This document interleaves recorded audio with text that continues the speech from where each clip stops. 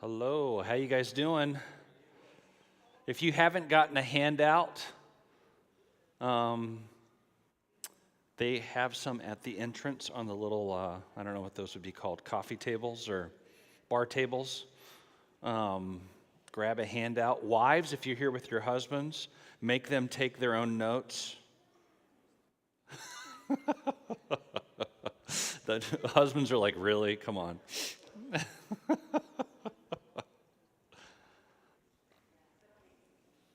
All right, it is 12:45. Are we live online? We are. So I know that we have an audience who are watching at home or wherever they're at, and I just want to welcome you. My name is Brock Morgan, and I'm a pastor in Southern California, and I'm also the evening session speaker this weekend at Outpour, and I'll be speaking tomorrow morning in the two main services. And I'm just thrilled to be with you. I am a career youth worker, which means I have worked with students in a variety of roles since 1991. Way back in the 1900s, I started doing this.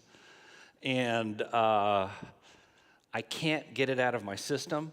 I'm not a youth worker because I just like hanging out with kids.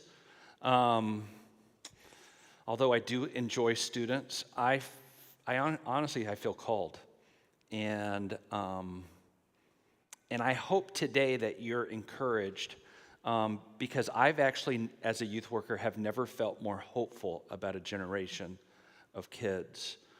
And yes, there are difficulties and really hard stuff, and we're encountering some things that we've never had to deal with as parents or youth workers before. And so I'm hoping that this session will give you some insight, and I hope you leave feeling empowered to make some subtle and not so subtle maybe changes in your home over the long haul.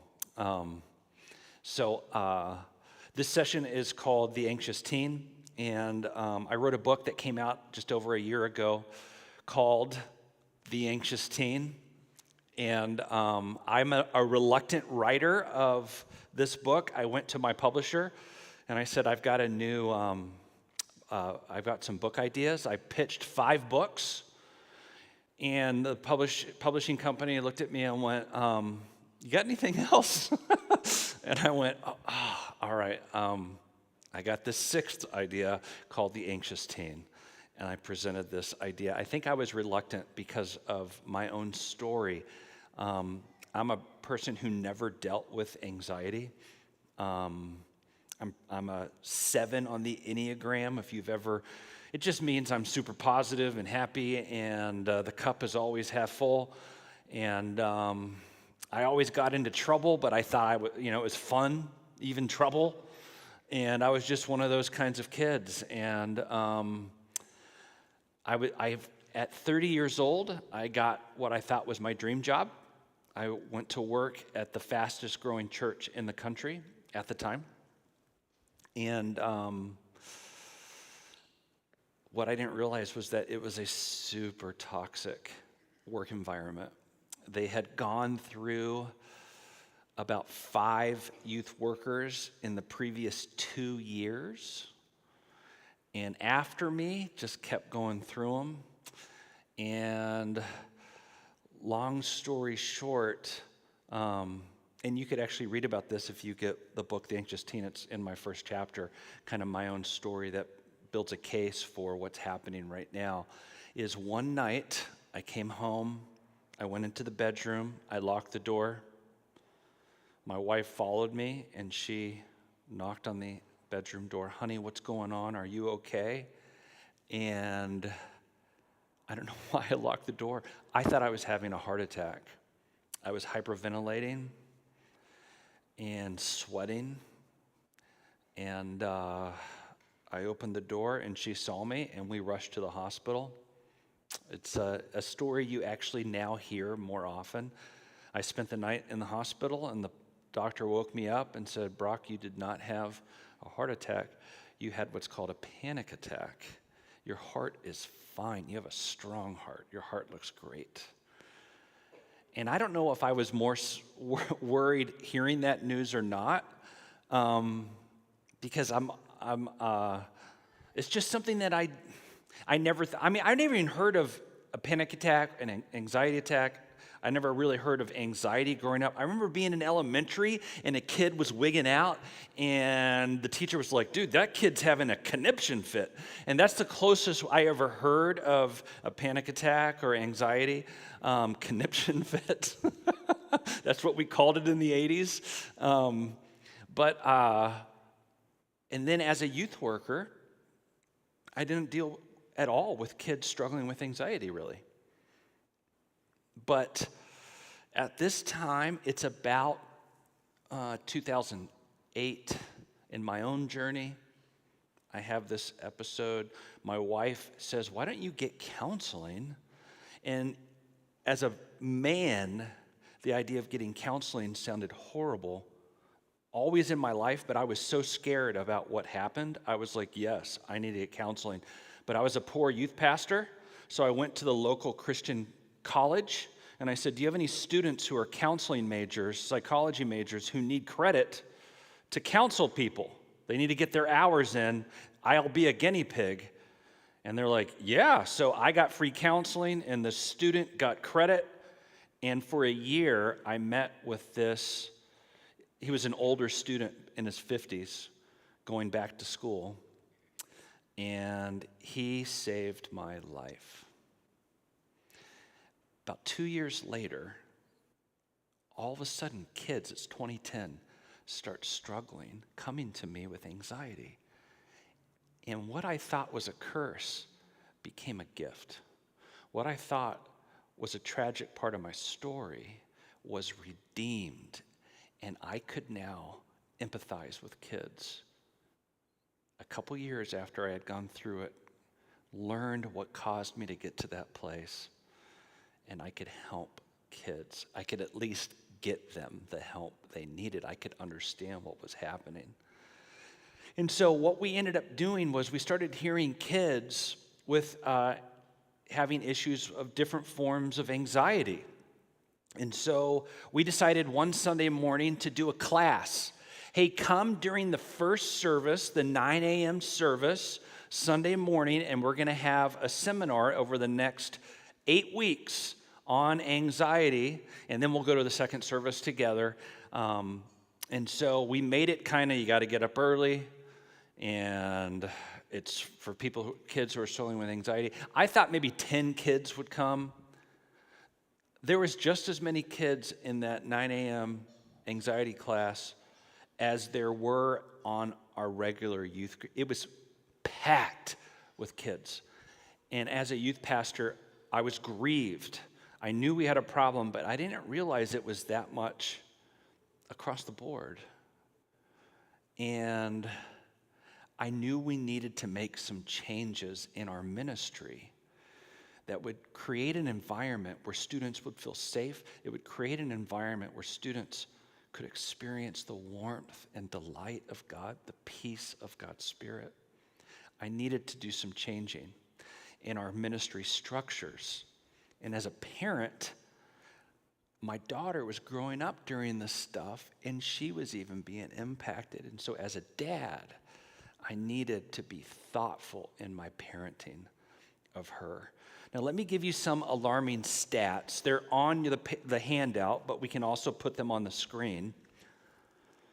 Since 2010, self-harm rates are up 62% among 15 to 18-year-old girls compared to 2010.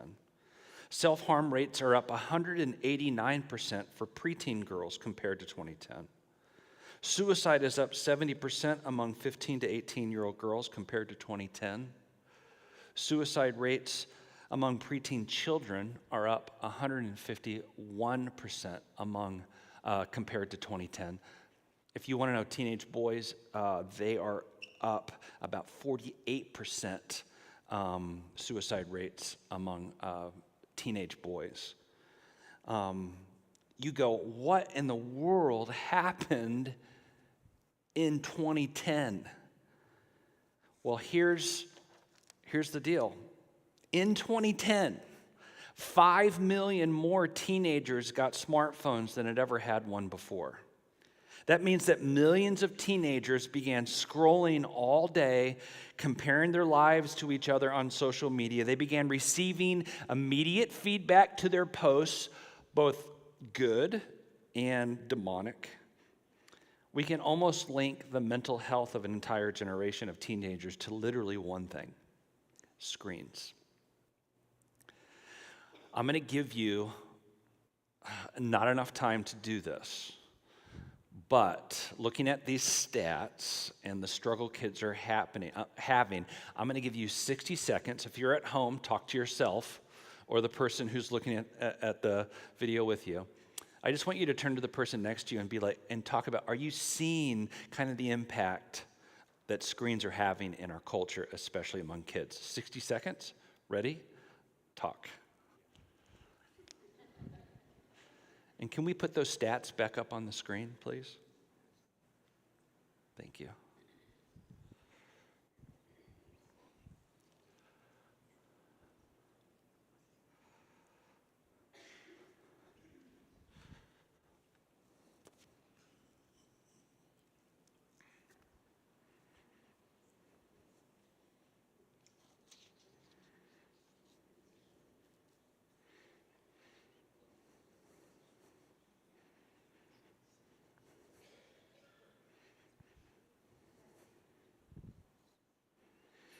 All right, just a few more seconds. I feel like getting the guitar out and just playing some nice music to underscore your great conversation. I can only play 3 chords though, so I guess that's all you need. Okay.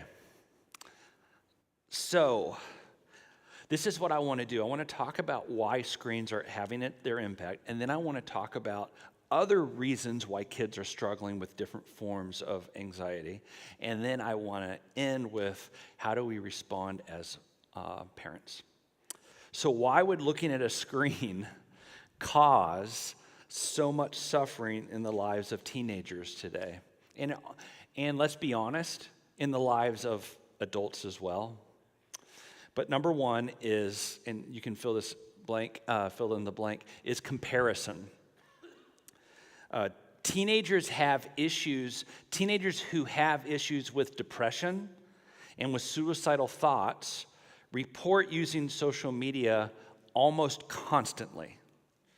1/3 of teens with depression reported almost constant social media use as compared to 18% of teens who did not have depressive symptoms. So here's the deal. If kids are looking at their phone regularly, their lives are very different than kids who are not looking at their phone differently. And what's even more alarming is that this study reports that if a teen had struggled with depression, think of depression as the flip side of the same coin, anxiety on one side, depression on the other. We encounter something that causes struggle, and we either tend to go towards depression or anxiety, but it can be the same thing that leads us that way. But teens who struggle with depression or anxiety, their symptoms will get worse as soon as they pick up that phone or turn on that screen. So comparison. They're comparing their lives to one another. You've heard of FOMO, the fear of missing out. It's a real thing, comparison. 2, addiction. Kids have a difficult time not overusing online media. Heck, I have a difficult time not overusing online media. I drive myself nuts. Now, I'm in Texas. I'm from Los Angeles. I just want you to know, LA has more Cowboy fans than Ram fans or Charger fans. I'm a Cowboys fan. Let's go. Come on. We're not really in Dallas, but I'm guessing, are you fed up though? I'm a little fed up. This year's loss for me, something died inside of me. It's like, oh, I don't know if I can do this anymore. Anyway, I will watch the game, or as a family, we'll be watching a movie, and I'll just for no reason grab my phone. I'll be like, Brock, cut it out. I'll put it down. 3 minutes later, I grab for no reason.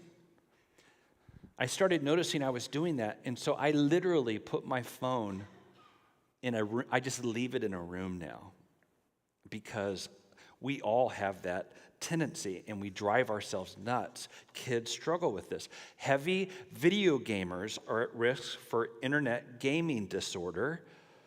Yes, that's an actual disorder.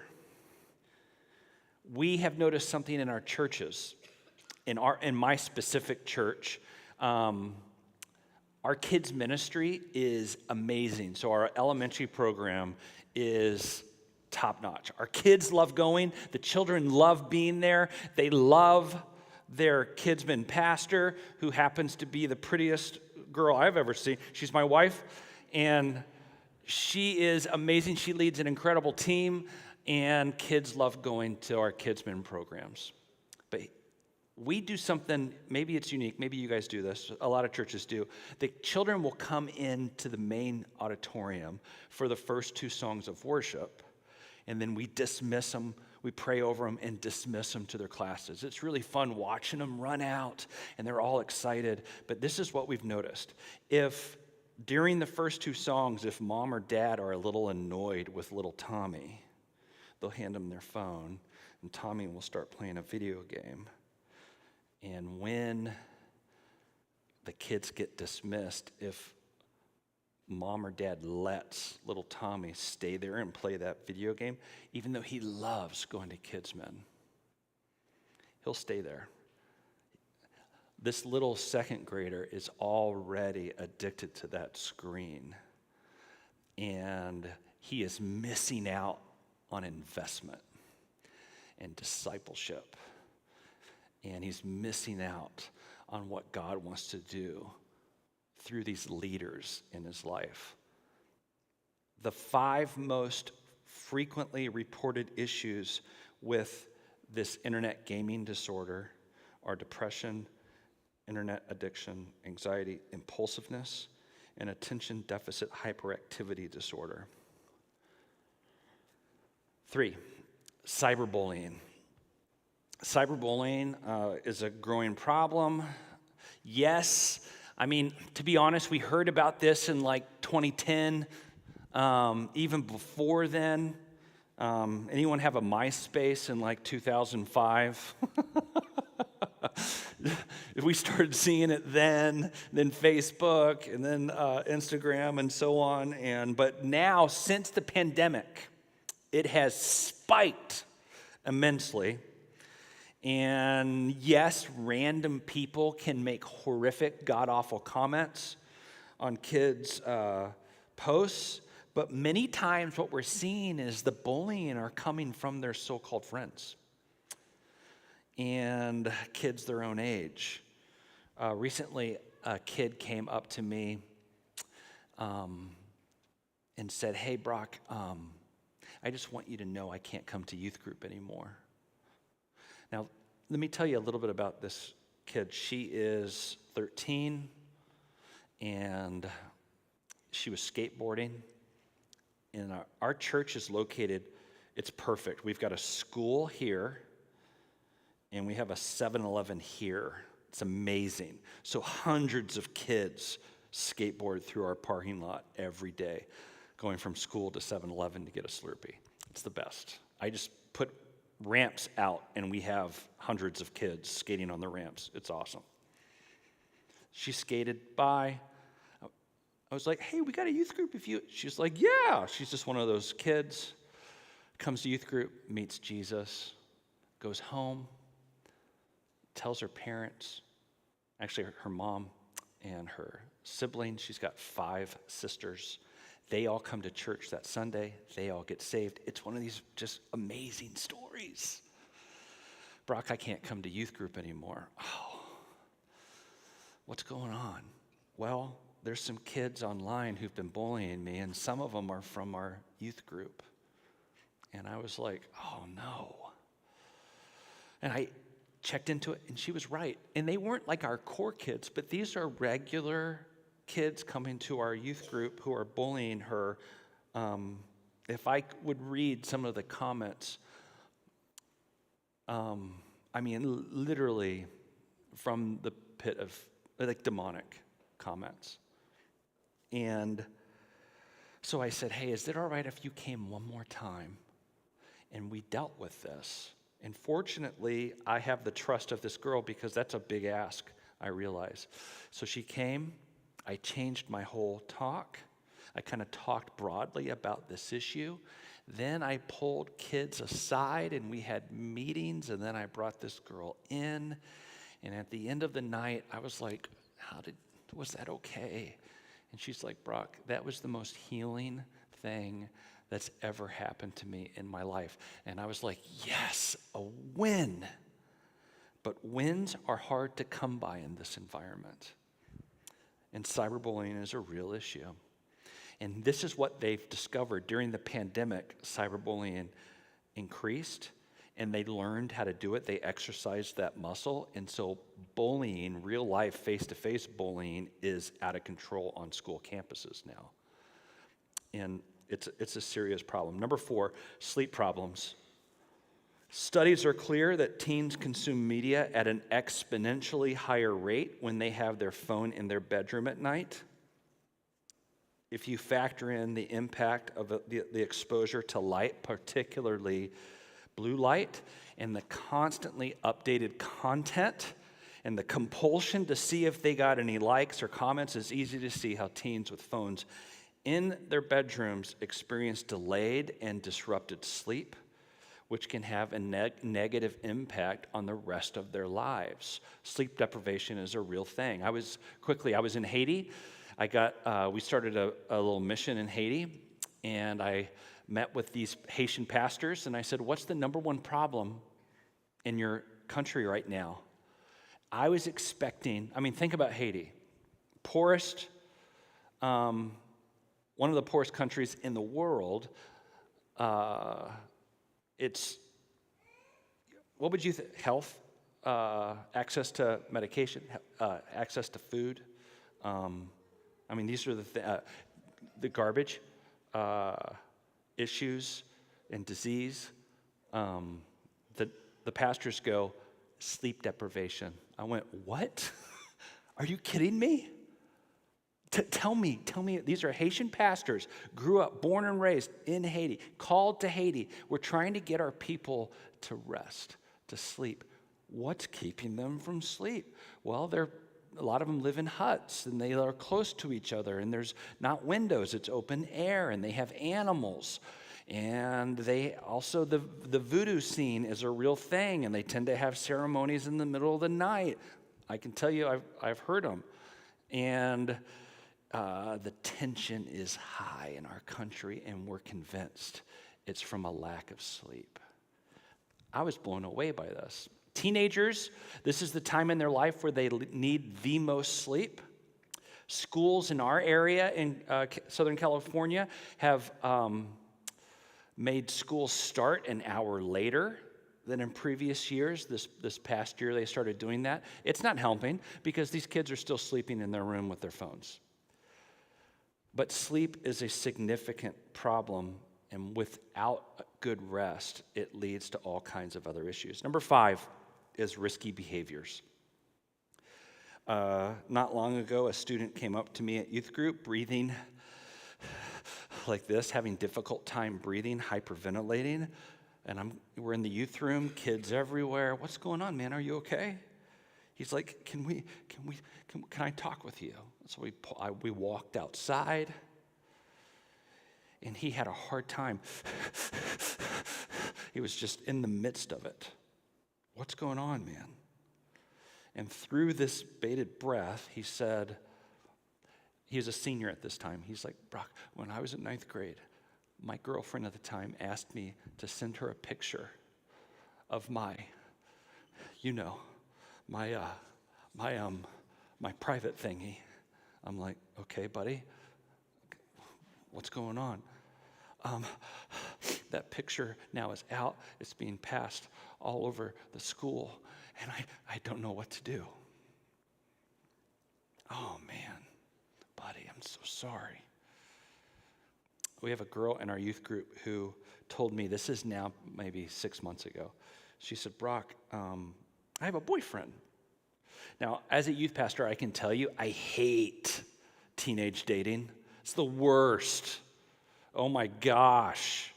One time my daughter was liking a boy.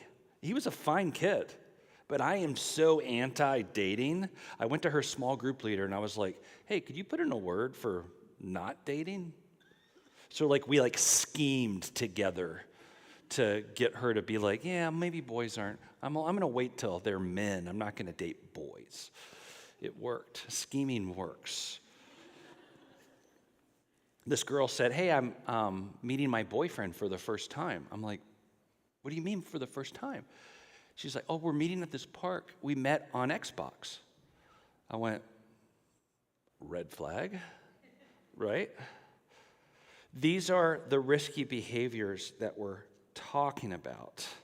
And all of this stuff leads to more anxiety and all kinds of other issues. And not only that, we're now seeing the consequences of an entire generation having spent their childhoods avoiding discomfort. Their electronics have replaced opportunities to develop mental strength, and they didn't gain the coping skills they need to handle everyday challenges. Now, let me just cover some other factors for why teens today are suffering from severe anxiety. So it's not just about screens. So here are some other factors. Number one, happiness is all the rage. When I was young, a singer by the name of Bobby McFerrin sang a song, Don't Worry, Be Happy. Do you remember this song? Don't worry, be happy now. It was awesome. Robin Williams, the comedian, was in the music video. It was the best. I remember we loved this song. It was 1988. It was a huge hit, and it summed up America's mindset at the time. It's characterized by the avoidance of anything emotionally difficult. The pursuit of happiness is so emphasized in our culture that some parents think it's actually their job to keep their kids happy all the time.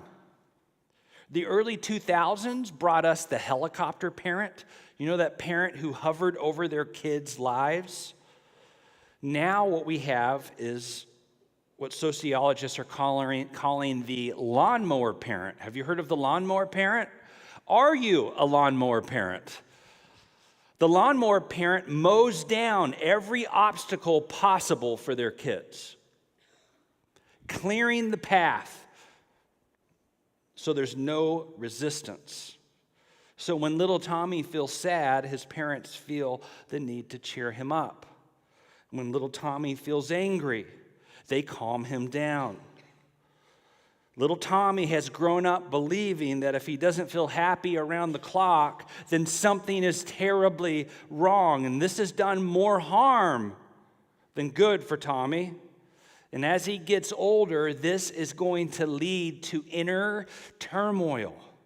Little Tommy never learned that it's normal and even healthy to sometimes feel sadness and frustration and guilt and disappointment, and yes, even sometimes anger. Happiness is all the rage, and we're addicted to it. Secondly, parents are getting caught up in the rat race. Many parents feel like personal assistants or Lyft or Uber drivers for their teenagers today, taking them from activity to activity to activity. Today's parents are working hard and doing everything they can to ensure their kids can compete at the highest levels. So they hire tutors and private sports coaches, and they pay expensive fees to ensure their kids success. We have some kids in our youth group who are on 3 soccer teams at the same time. We have a 7th grade girl who is on a traveling softball team. Now, I remember traveling softball teams. It meant you kind of traveled around in your county. This girl is in 7th grade. She was playing at Duke last weekend. A few weeks ago, she was at Stanford. She was in Boston playing on this. I mean, this is legitimate traveling. This is getting on airplanes every weekend.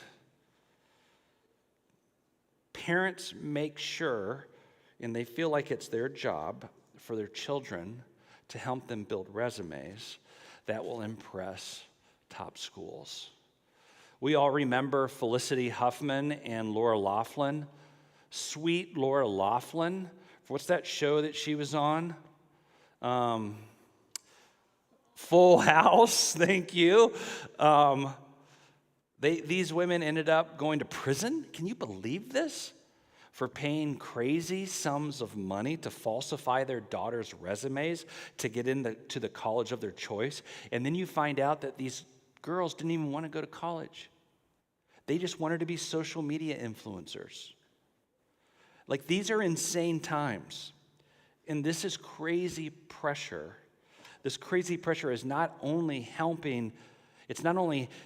not helping anyone's children at all, it's also not good for us as parents. And it feels like a no duh. But we're all struggling with this. Third, kids feel pressure all around them.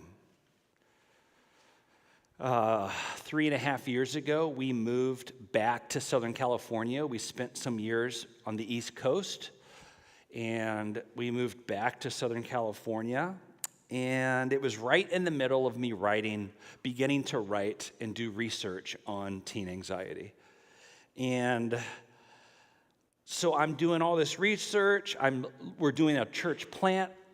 And we're literally, how dumb is this? We launched a church plant in the middle of the pandemic.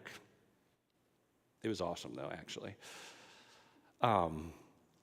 It's been super cool. But we literally started the youth group with one 15-year-old girl came to our youth group, our first youth group. It was me, my wife, our older daughter now, and a volunteer, and one high school kid. That was our first youth group. It was amazing, 3 years ago. But after a few months, it started to grow, and it was really awesome. And I started talking with these kids as I'm doing this research. About 10 kids were just hanging out after youth group, and I go, hey, do you guys ever struggle with anxiety? Now, in California, there's this facade, there's this kind of chill factor that's part of the culture, this laid-back mentality. It's true, but it's just at the surface level. And these kids looked at me and they're like, no, man, we're good. Like, we're just chill, we're fine. We don't struggle with that kind of stuff. Now, good youth workers and good parents, the first question is not the most important question. It's to stay curious and keep asking follow-up questions.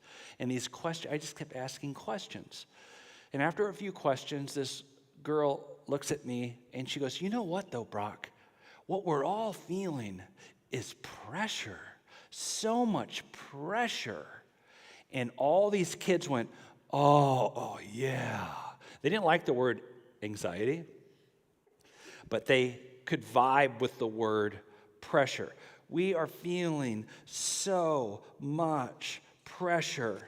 Pressure from our school, like we have school pressure and social media pressure, and pressure from our parents, and pressure from our coaches, pressure from our teachers, pressure to be good at everything, and the pressure from our peers and our friends. And all these kids are like, yes, we feel so much pressure. And on they went. And my curious questions opened a beautiful can of worms. Kids feel pressure all of the time.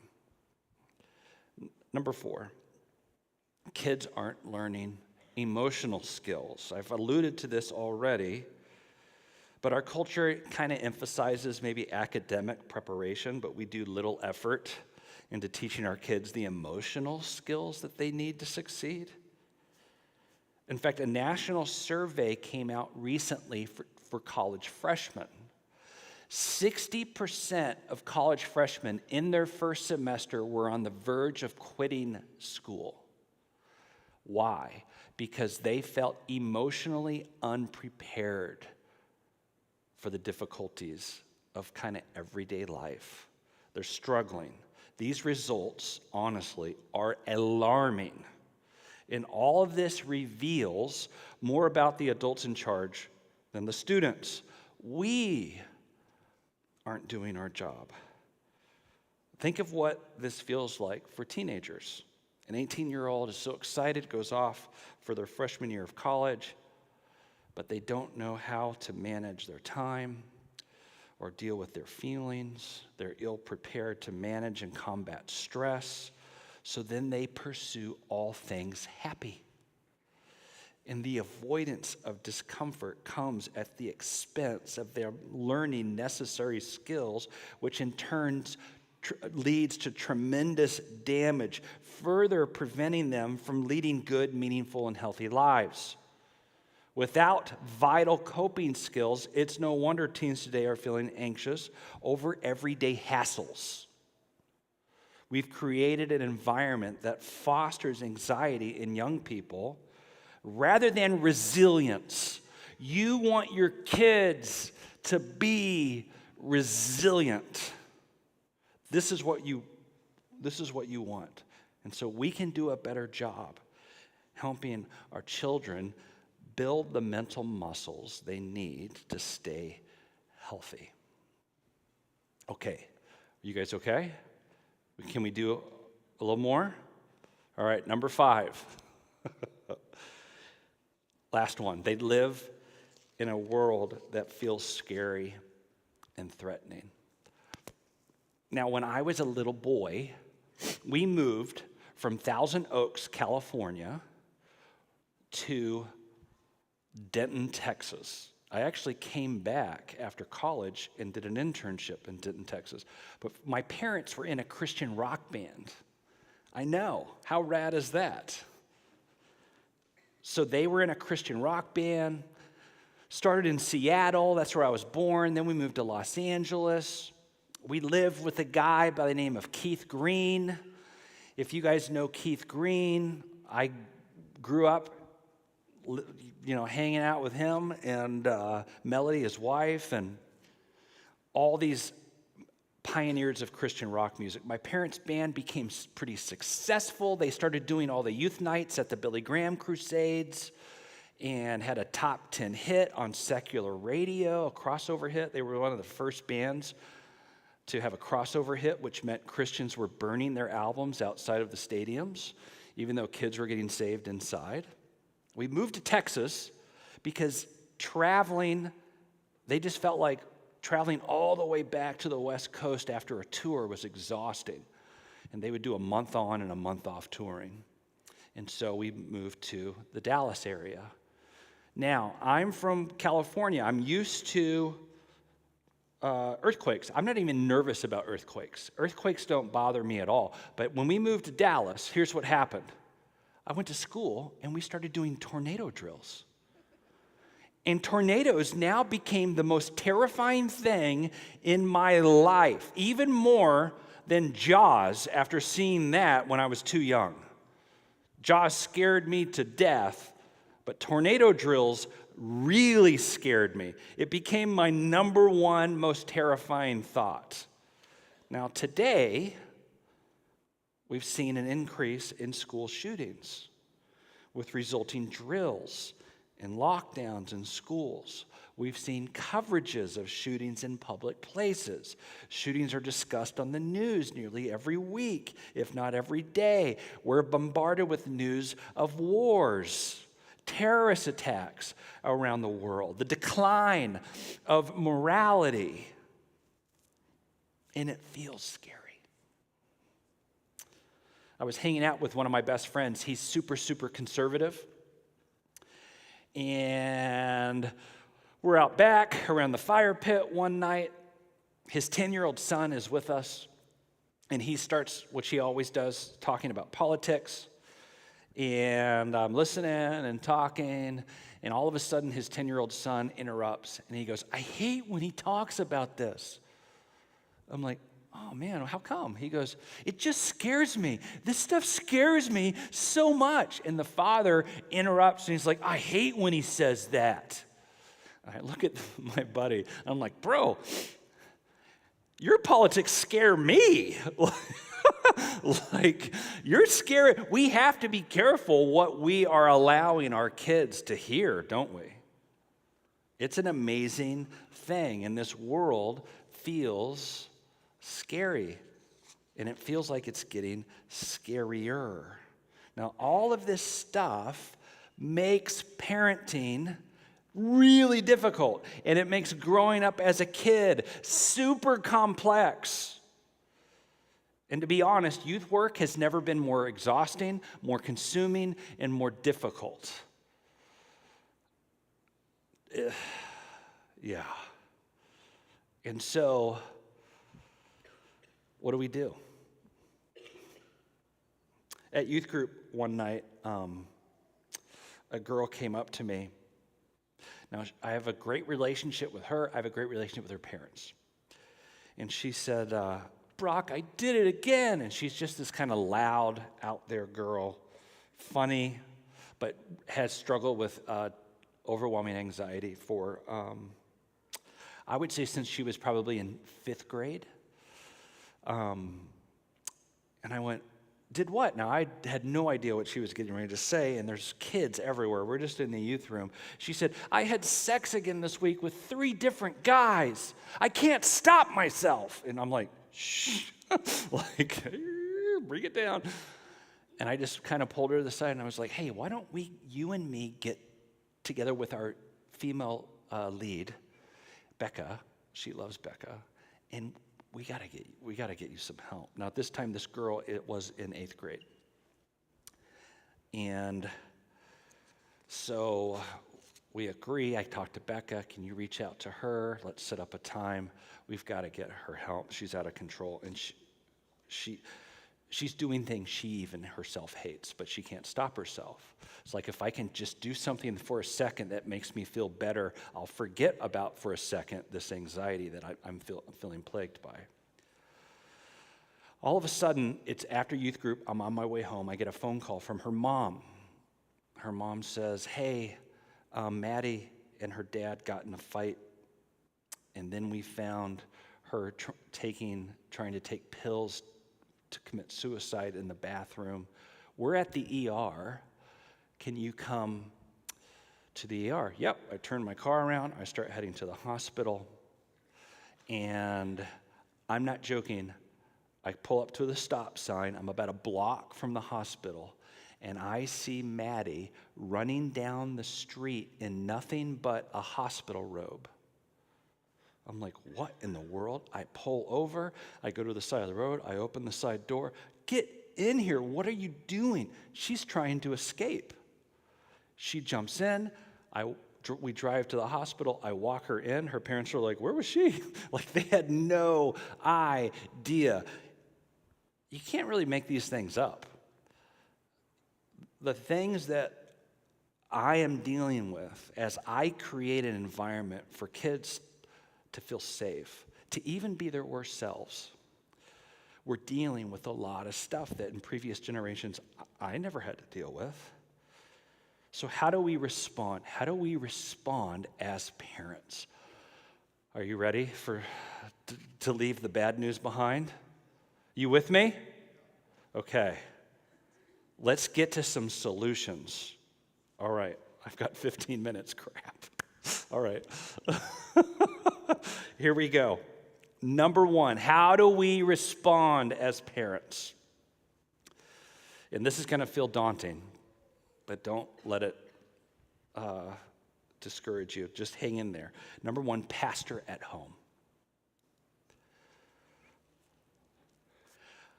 When my wife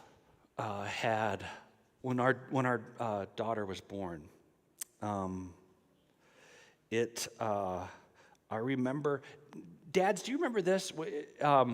You're at the hospital, you've been there like a day, and the doctor goes, okay, it's time for you guys to go home. I looked at the doctor and I was like, just Kelsey and I, or are we supposed to take the baby? He's like, yeah, all three of you. It's time for you to go home. And I looked at the doctor and I was like, we can't take her home. Like, we're not ready. Like, I felt overwhelmed. Like, we're taking her home with us now? She's so little. Like, I just felt like we are not ready we were kids ourselves.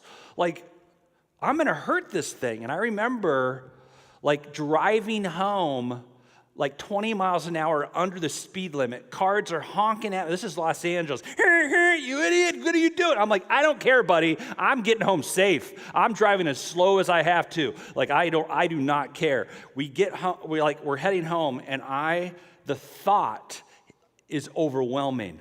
I do not know how to be a dad. I don't know what I'm doing. And then all of a sudden, it hit me. I had been a youth worker at that point for a few years, and I was good. I'm a good youth worker.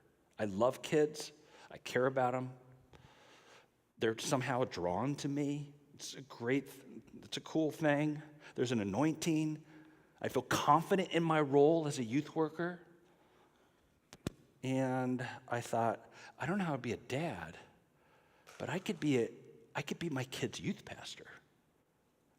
I could be a youth worker at home. And I was like, I'm driving like 15 miles an hour. I'm like, what do youth workers do? I'm like, oh, they do activities that causes them to grow closer to each other. They open the Word together and they ask questions. What do you think this means? And they give insight. They laugh, barrel loads of laughter. They go on trips together to serve and bless others. And I thought, I don't know I don't know really how to be a dad, but I could be a youth, I'm a great listener. I'm a great question asker. I could do that. And I got home feeling, so basically, I got home and I was like, all right, I need to volunteer for this next game. I just became a youth worker at home. Be intentional in your shepherding of your kids. Gang, let me make sure you can see my eyes. Yes, you're looking at my bald head. Passive parenting will not cut it today. Shepherd your kids. Pastor your kids. Be thoughtful with time. Be thoughtful with discussion at the dinner table. Have dinner at the table. Go serve together. Join God. The Psalms talk about God as the lifter of our heads. We have a culture that's consumed with self. Join God in lifting your children's heads to see this amazing God who loves them, to see the world who is hurting and in need, a world that they can bless with their lives. Shepherd your kids at home. Secondly, allow for an appropriate amount of struggle. Let me give you an example. Your kid comes home with a B, and you're like, I know she studied. She doesn't deserve that B. Don't you dare reach out to that teacher. Don't you dare. Your kid comes home with an F. Don't you dare email that teacher. My guess, your kid deserved that F.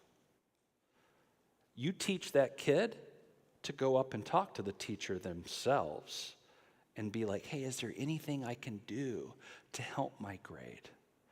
You are trying, again, write down that word, resilience. You want them to be resilient. Think of yourself as their coach. You're creating even some obstacles for them. You've got to help them get and gain that muscle. So you are not going to keep them from difficulty or hardship. A great coach says on the line.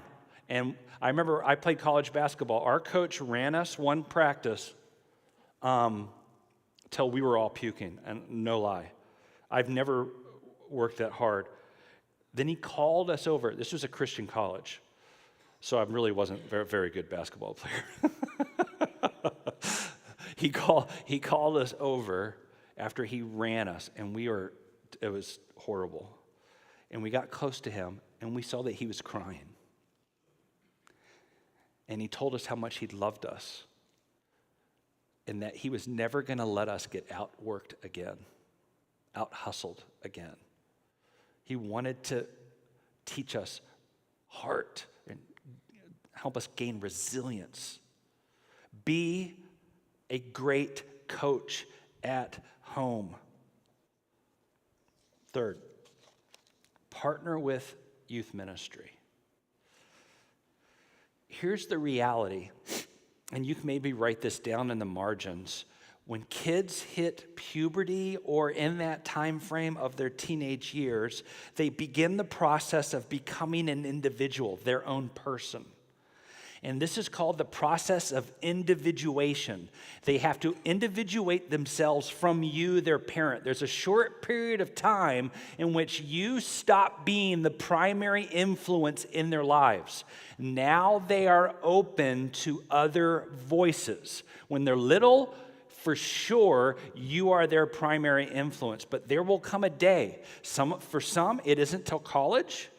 So you better really do the work of resilience and character development and spirituality in their lives before they go away. But a lot of times it's during middle school or high school. They are individuating themselves away from you, and now they are open to other voices. This is why you guard what they watch, what they're tuning into, the friends they're hanging out with. You're not passive in that, but they are individuating themselves, so you got to bring help in, other voices. So you're partnering with the youth ministry. So you're scheming together. My daughter said, this is another scheming situation. My daughter she was in 7th grade, just threw out this comment. When I get married, I don't know if I really want to marry a Christian. I went, yeah! Like, what? And as a wise sage, I just went, vroom. And I called her small group leader. Hey, Hannah, when you're hanging out with Danson, talk about why you wanted to marry a godly man. Could you do that? She's like, oh, totally. So her and I are used to scheming together. A week later, we're at the table and Danson brings it up. I was talking with Hannah, and I do want to marry a godly man. I was like, suck it. That's how we win. Partner with the youth ministry. Let's say you have a kid who's deep in social anxiety and walking into a youth room feels really, really unbearable. Then you talk to the youth pastor about getting them a mentor. Someone who will care and walk alongside and journey with them. Don't give up when that happens. Be thoughtful. But partner with youth ministry. You need other adults, godly adults, savvy adults who will love your kid with you. Sometimes you miss practice to make sure they're at youth group. You go to their coach. Sorry, they're not going to be at practice on that night because we've made as a family church is priority. And you just sacrifice in this world that is now post-Christian, even maybe in Texas, you can overschedule your kids where they do not have time in their lives for God's people, let alone God himself. And you have to be careful. Fourth, embrace counseling. I got to tell you that we have partnered as a church with some of the best counselors. And so I have relationships with counselors. My job, as I'm really a first responder. So kids come to me first. They'll typically go to their youth leader first because they know their youth leader loves them, and they tell them, hey, I'm really struggling with this. So I'm a first responder. As a first responder, I then get them help. I can tell you this. The people who hijack these kids from getting counseling more than anyone else are the parents. And it's for a couple of reasons. One is they feel as parents that they feel like failures, and kind of these lies of insecurity creep up. And they're like, if I don't, they have this bad stigma of a shrink, they call them. Anyone who calls a counselor a shrink, they got issues, and they need to go see the shrink. But we got to change that stigma. I told you I went and got counseling from a student who knew a little bit more than me. But here's what this guy was great at, asking me questions. And those questions led to gold. And it saved me. When my wife and I got married, my dad said, promise me this, that once a year you two will go get counseling, whether you feel like you need to or not. So literally at year one, my dad was like, hey, remember we talked about, I'm paying for this first year session. So literally my wife and I, for years, once a year, we go get counseling, whether we feel like we need to or not. Most years, we have left feeling so affirmed, like, oh my gosh, we're the best couple in the world. But some years, we were like, we need more sessions. We're struggling with communication, or we're developing bad habits in how we interact, and when you think about your precious children, you've got to get them the help they need. And so you must embrace counseling. I can't stress that enough. 5, work on descheduling your children's lives. They live in a culture of immediacy. Write that down in the margins. Immediacy. They're living in a culture of immediacy. That means immediate impact, immediate information. Watch a kid text their friend. If they don't get an immediate response, they're like, what's going on? I know they have their phone, and the anxiety will raise. What is that? Immediacy. But we have a faith that says if you want to know God, wait.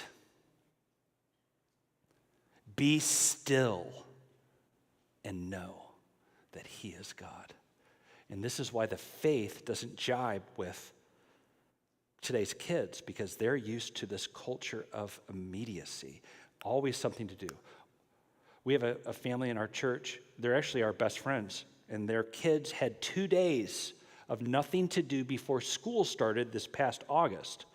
And the mom was like, they need something to do these 2 days. And I was like, what in the world? Are you joking?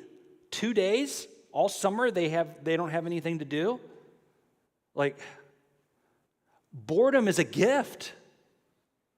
Like, it is a gift to learn how to create, to use your time. Not everything is scheduled. So work on descheduling your children's lives. Here's the last thing. Make prayer a normative rhythm in your family life.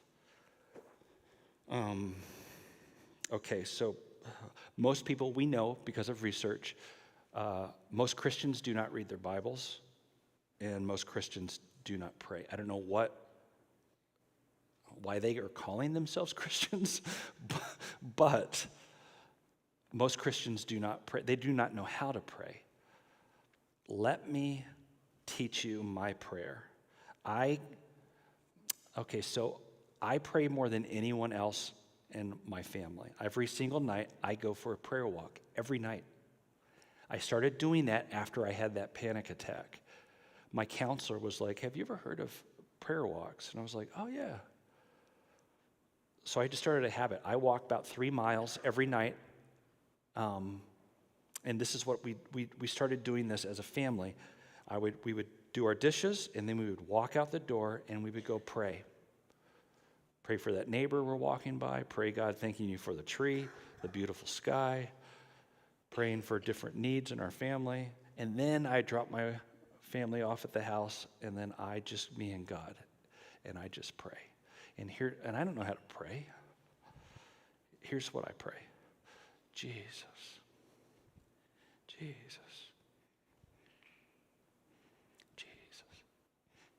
Isn't it weird just saying God's name? Jesus. And the more I say his name, the more in tune I feel like I am. Jesus, do a work in my daughter's life. Jesus. Make our home a sanctuary. Jesus. I give you this addiction that I'm struggling with. Jesus, do a work. I just pray. Last week, my daughter is trying to break into Hollywood. She's been on a couple TV shows. She literally was on one of those court TV shows about 3 months ago. All those people are actors, by the way. I didn't know that.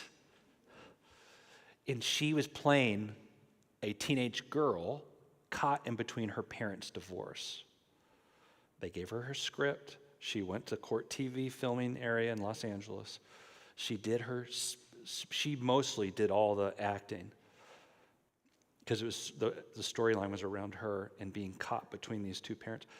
Everyone was weeping during her doing her lines. It was so awesome. She came home. She's like, oh my gosh, they want me to do another thing for them soon. Anyway, it's all acting. She really wants to work behind the camera, but it's really hard to break in. And last week, we just spent 20 minutes just praying over her. God, we pray favor. It just became it's just normal for us to go to God. If you feel like, man, there's too much water under the bridge as a family to all of a sudden start praying, start with you. Start with you. And when you look at all of these things to do as a family, it can be overwhelming too. All these habits. Hey, we're not going to take our phones in our bedrooms anymore, including me. We're going to build a station. That might feel overwhelming. Let me just give you some advice. Just begin where you are. Start from here. Start working the plan. Just start where you are. Begin where you are. You don't have to have the perfect family tomorrow. Practicing the best skills tomorrow. No, just begin today. Start from here. Start from where you are. And God's going to bless you. He's called you to your kids. And there's a reason they're in your home. You love them more than anyone else. You love your kids. And so does God. And God's going to do great things in you and through you to them. I'm 3 minutes past. Are there any questions before I pray over you guys? Are there any questions I can answer? Anyone got a question? Yes, Pastor. What's the name of your parents' band? The Parents' Band. All right.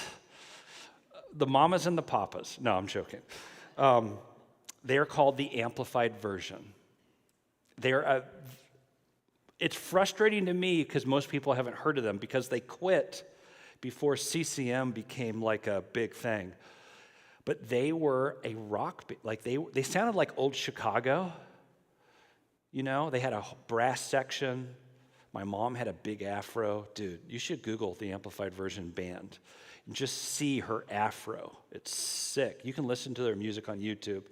But top number 7 on the charts. Their hit was called The Gadget Man, and it's about Satan, actually. It's the scariest song. I played that song a year ago after youth group. A kid was like, dude, I want to hear your parents' band.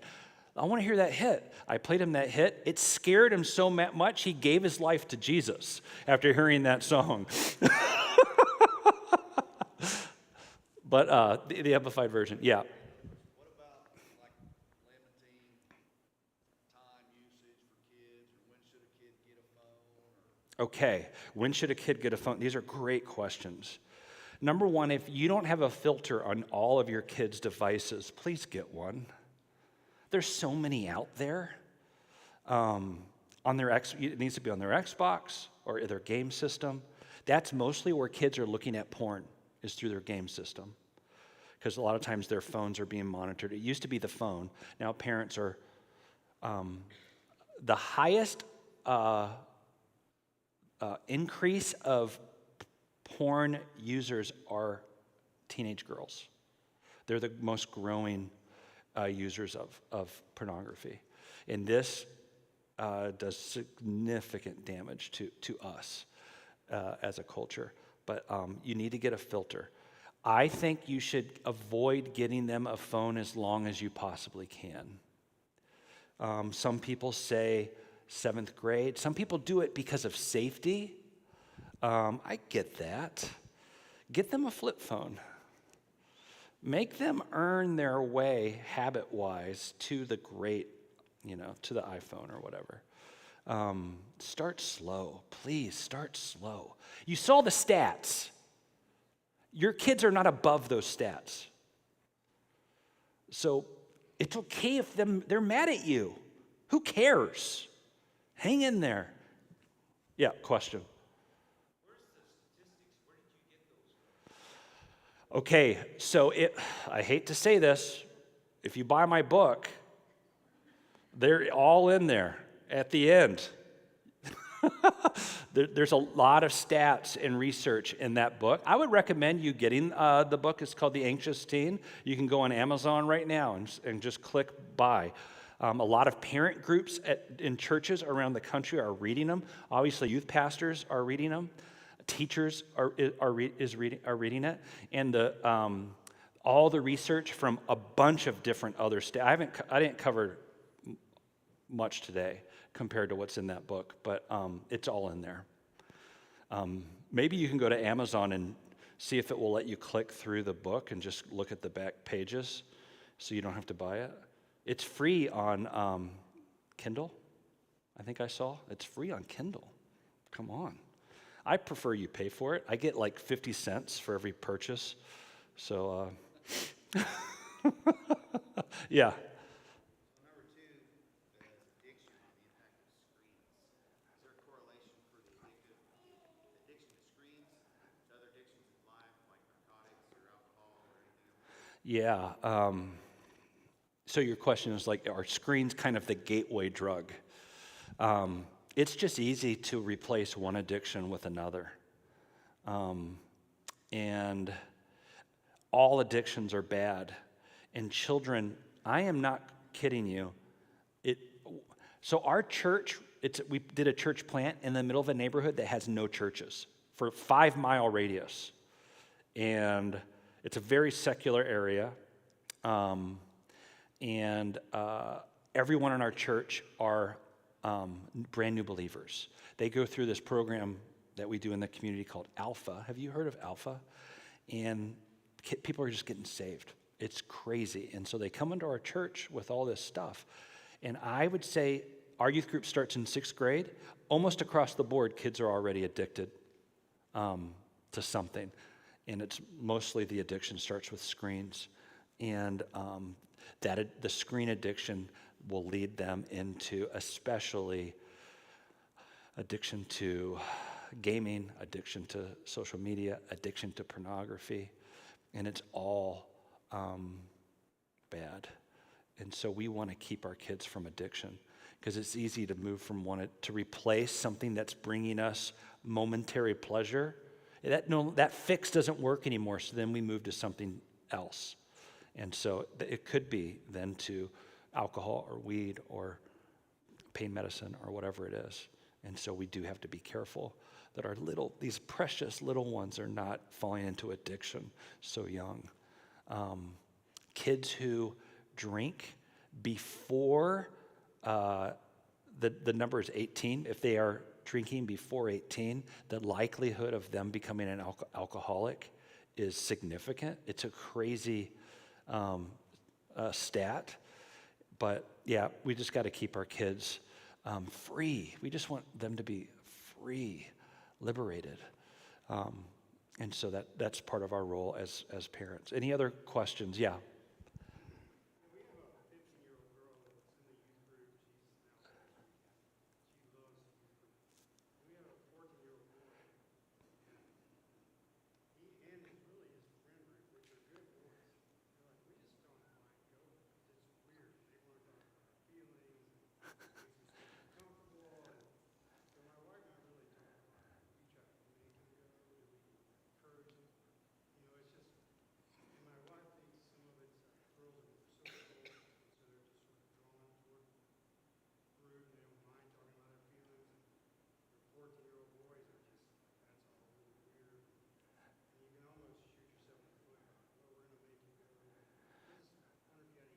Okay, yeah.